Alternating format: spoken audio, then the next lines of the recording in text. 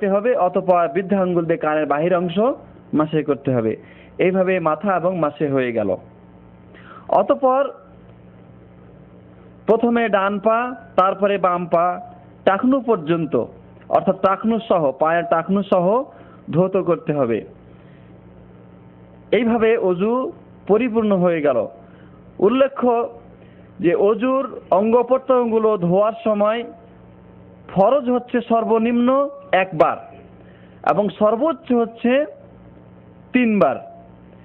তার মানে কোনো অঙ্গ একবার ধৌত করলেও চলে, কোনো অঙ্গ 2 বার ধৌত করলেও চলে, কোনো অঙ্গ 3 বার ধৌত করলেও চলে, সবগুলো অঙ্গ 3 বার ধৌত করলেও চলে, সবগুলো অঙ্গ 2 বার ধৌত করলেও চলে, সবগুলো অঙ্গ 1 বার ধৌত করলেও চলে, যদি সেখানে পানি পৌঁছে যায়।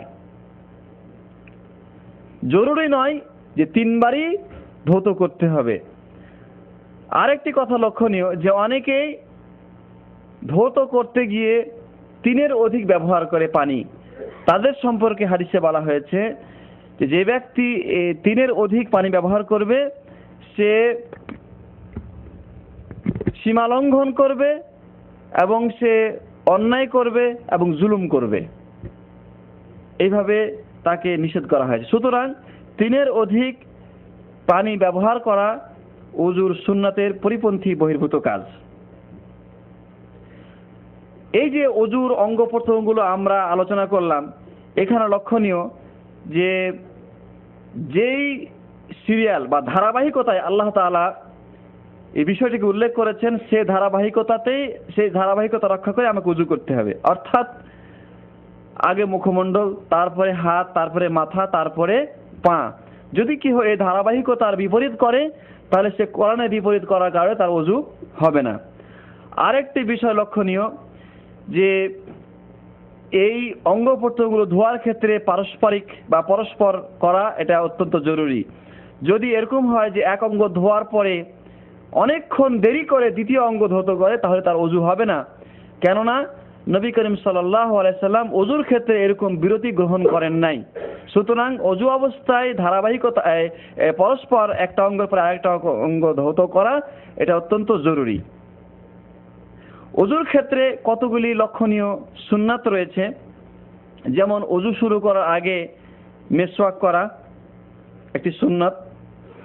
আল্লাহ নবী সাল্লাল্লাহু আলাইহি ওয়াসাল্লাম বলছেন, লাউলা আশুক্কা আলা উম্মতি লা আমারতুহুম বিসওয়াকি ইনদা কুল্লি ওযুইন, আমি যদি আমার উম্মতের উপরে কষ্টকর ভারী মনে না করতাম তাহলে প্রত্যেক ওযুর সময় তাদেরকে মিসওয়াক করা আবশ্যক করে দিতাম। এই হাদিসটি বুখারী মুসলিমে বর্ণিত হয়েছে। ওযুর প্রারম্ভে যে 2 হাত ধৌত করা হয় কবজি পর্যন্ত, এটা কিন্তু সুন্নাত। এরপরে দাড়ি খিলাল করা, যাদের দাড়ি ঘন রয়েছে তাদের দাড়ি খিলাল করা, অতিরিক্ত পানি নিয়ে দাড়ির মধ্যে দিয়ে সে দাড়িকে খিলাল করা, এটা একটা সুন্নাত। আর অঙ্গ প্রত্যঙ্গগুলো ধৌত করার সময় হাত দিয়ে মর্দন করা বা ডলে দেওয়া, এটাও একটি সুন্নাত। আর সর্বক্ষেত্রে ডান সাইডকে বাম সাইডের উপরে প্রাধান্য দেওয়া, এটা সুন্নাত। কারণ নবীজি সাল্লাল্লাহু আলাইহি সাল্লাম সর্বাবস্থায় ডান দিককে প্রাধান্য দিয়েছেন এবং ডান দিক থেকে ওযুর কাজ করেছেন। এমনিভাবে হাত এবং পায়ের আঙ্গুলগুলোকে খিলাল করা, অর্থাৎ হাত এবং পায়ের আঙ্গুলগুলোর মধ্যে আঙ্গুল প্রবেশ করিয়ে সেখানে পানি পৌঁছানোর ব্যবস্থা করা। এইভাবে ওযু পরিপূর্ণ হয়ে যাবে।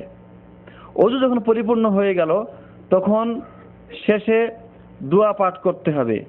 দোয়া হচ্ছে এই, আশহাদু আল্লা ইলাহা ইল্লাল্লাহু ওয়াহদাহু লা শারীকা লাহু ওয়া আশহাদু আন্না মুহাম্মাদান আবদুহু ওয়া রাসূলুহু। আল্লাহর নবী সাল্লাল্লাহু আলাইহি ওয়াসাল্লাম ইরশাদ করছেন যে ওযু শেষ করে যে ব্যক্তি এই দোয়াটি পাঠ করবে তার জন্য বেহেশতের 8টি দরজাই খুলে দেওয়া হবে, সে যে দরজা দিয়ে ইচ্ছা প্রবেশ করতে পারবে। হাদিসটি বর্ণনা করেছেন মুসলিম। এরপরে এই দোয়া পাঠ করার পর পাঠ করতে পারে, আল্লাহুম্মা জাআলনি মিনাত তাওয়াবিন ওয়া জাআলনি মিনাল মুতাতাহহিরিন। হাদিসটি বর্ণনা করেছেন তিরমিজি। ওযুর ক্ষেত্রে কিছু ভুল ত্রুটি। মানুষ ওযু করার সময় যেমন নিয়ত পাঠ করে, এটা একটা ভুল। এমনি ভাবে ওযুর অঙ্গ প্রত্যঙ্গ ধোয়ার সময় প্রত্যেকটি অঙ্গ ধোয়ার সময় এক এক রকম দোয়া পাঠ করে। এই দোয়াটি মুখ ধোয়ার সময় দোয়া, এই দোয়াটি হাত ধোয়ার সময় দোয়া, এই দোয়াটি মাথা মাসে করার সময় দোয়া, এরকম দোয়া সুন্নাতে নববীতে প্রমাণিত নেই। আল্লাহ নবী সাল্লাল্লাহু আলাইহি ওয়াসাল্লাম এরকম দোয়া বলেছেন, এরকম কোনো হাদিসে পাওয়া যায় না। এরপরে গুরুত্বপূর্ণ আরেকটি কাজ, সেটা হচ্ছে যে অনেক মানুষ বা অধিকাংশ মানুষ ওযুতে মাথা মাসে করার পরে ঘাড় মাসে করে থাকে। এই ব্যাপারে কিছু হাদিস বর্ণিত হলেও সে হাদিসগুলি জয়ীফ এবং জাল, সে হাদিসগুলি সহিহ নয়, বিশুদ্ধ নয়। সুতরাং ঘাড় মাসে করার ব্যাপারে বিশুদ্ধ হাদিস না পাওয়া যাওয়ার কারণে সেই আমলটি গ্রহণযোগ্য হবে না।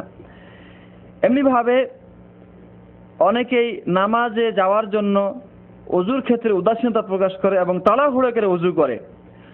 ওযু তাড়াহুড়ো করে করলে যদি ওযুর কোনো অঙ্গ প্রত্যঙ্গ শুকনা রয়ে যায়, সেখানে পানি না পৌঁছে, তাহলে ওযু হবে না, এবং ওযু না হলে তাতে নামাজও বিশুদ্ধ হবে না। এমনিভাবে আমরা একটু আগে উল্লেখ করেছি যে দোয়া পড়া, এই দোয়া কোনো নির্দিষ্ট কোনো দোয়া নেই। ওযুর শুরুতে বিসমিল্লাহ এবং শেষে যে দোয়া আমরা উল্লেখ করলাম সেটাই।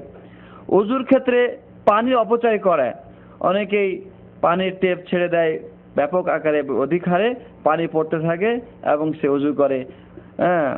অথচ পানি অপব্যয় করা বা অপচয় করা এটা উচিত নয়, কারণ এই সম্পর্কে আমাদেরকে জিজ্ঞাসা করা হবে। এই হচ্ছে ওযু সম্পর্কিত কিছু ভুল ত্রুটি।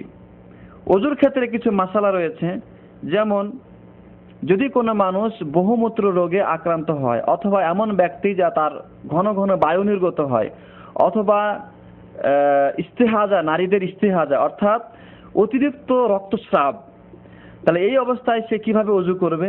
এই অবস্থায় এ ধরনের ব্যক্তি তার নামাজ পরিত্যাগ করবে না, বরং নামাজের সময় হওয়ার পরে সে তার লজ্জাস্থানকে ধুয়ে সেখানে পট্টি জাতীয় কোনো কিছু বেঁধে দিবে, অতঃপর ওযু করবে, এবং সেই সংশ্লিষ্ট নাপাকি যদিও বের হতে থাকে তবুও সে নামাজ আদায় করবে, তাতে কোনো বাধা নেই। ওযুর সময় অন্যের সহযোগিতা নেওয়া জায়েজ আছে। যদি কেহ আপনাকে পানি ঢেলে দেয়, আপনি তা এবং ওযু করেন, তাতেও কোনো অসুবিধা নাই। তারপরে ওযু করার সময় প্রয়োজনীয় কথাবার্তা বলাও বৈধ রয়েছে। এমনিতেই বিনা প্রয়োজনীয় কথা বলা কোনো মুমিনের জন্য বৈধ নয়, ঠিক তেমনি ওযুর সময়ও বৈধ নয়, কিন্তু দরকারি কোনো কথা থাকলে সেই কথা ওযুর সময় বলা বৈধ রয়েছে। প্রত্যেক নামাজের পূর্বে ওযু করা মুস্তাহাব। ওযু যদিও ওযু থাকে তবুও প্রত্যেক নামাজের পূর্বে ওযু করাটা মুস্তাহাব। এরপরে আসুন ওযু ভঙ্গের কিছু কারণ আমরা আলোচনা করি।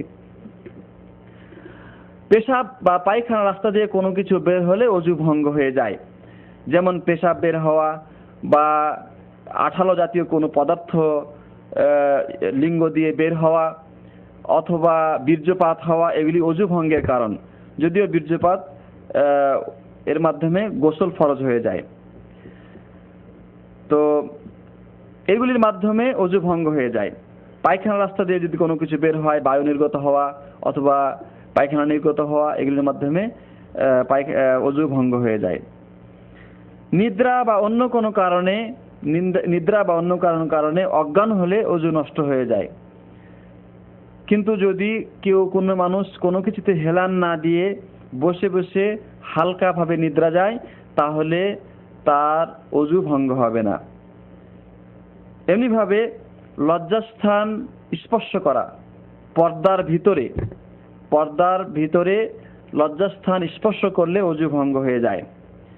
উটের মাংস ভক্ষণ করা, যদি কোনো মানুষ উটের মাংস ভক্ষণ করে, তাহলে তার ওযু ভঙ্গ হয়ে যাবে। হাদিসটি মুসলিম শরীফে বর্ণিত হয়েছে। এরপরে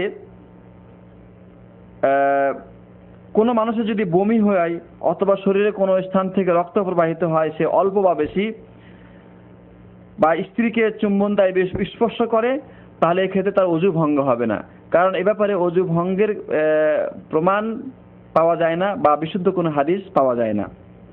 এই হচ্ছে ওযু সম্পর্কিত আলোচনা।